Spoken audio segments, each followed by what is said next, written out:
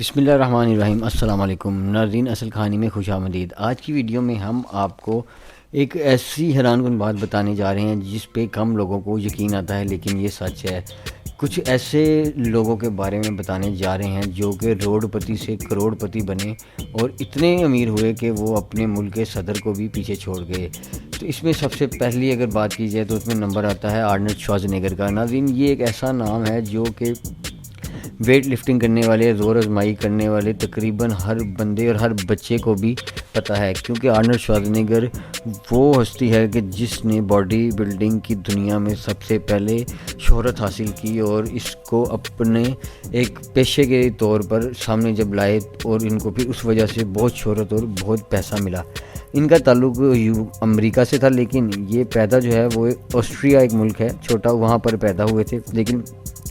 1968 میں یہ امریکہ آ گئے تھے اور وہاں پر انہوں نے پھر اپنی باڈی بلڈنگ جو ہے وہ دوبارہ سٹارٹ کی تھی۔ تقریباً ان کی عمر تب زیادہ نہیں، 14-15 سال تھی، تو وہاں ان کو اپنے ملک میں اتنے مواقع نہیں تھے میسر جو کہ ان کو امریکہ میں ملے۔ وہاں پر انہوں نے پھر پراپر پروفیشنل باڈی بلڈنگ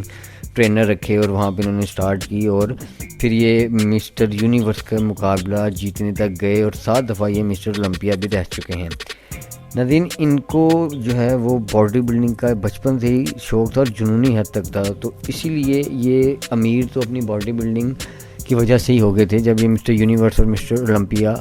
جو ہے وہ ڈیسائیڈ کیے گئے تھے۔ اس کے بعد انہوں نے ہالی ووڈ میں اتنی فلموں میں کام کیا ہے جس سے انہوں نے جو دولت بنائی ہے اس کا آپ اندازہ بھی نہیں لگا سکتے۔ یہ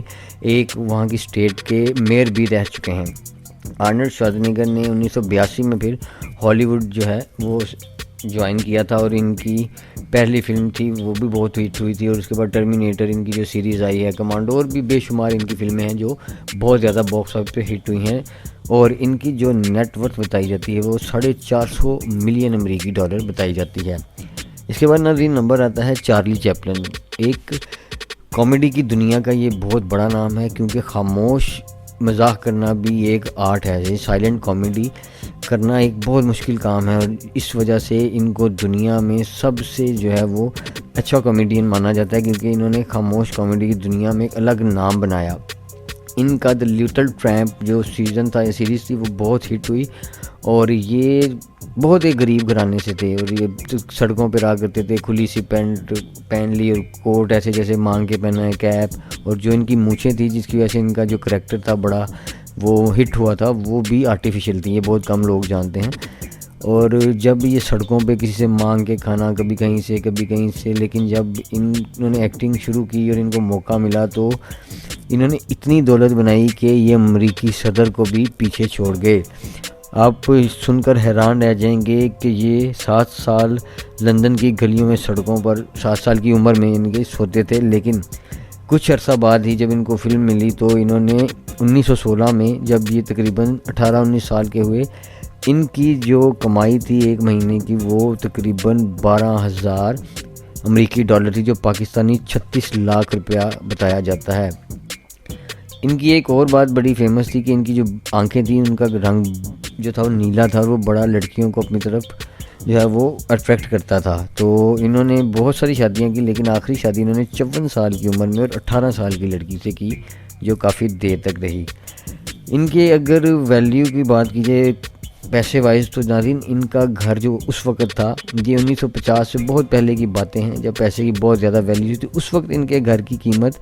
1.7 ملین ڈالر تھی، اور جو یہ گاڑیاں رکھتے تھے اپنے پاس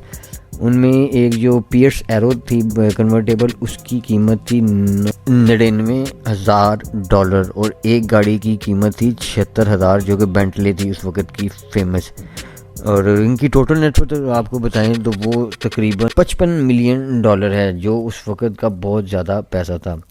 اس کے بعد ناظرین نمبر آتا ہے پاکستانی فاسٹ بولر شعیب اختر۔ جی ناظرین، شعیب اختر بھی ایک غریب گھر میں پیدا ہوئے۔ ان کے والد جو ہیں وہ ایک چوکیدار تھے۔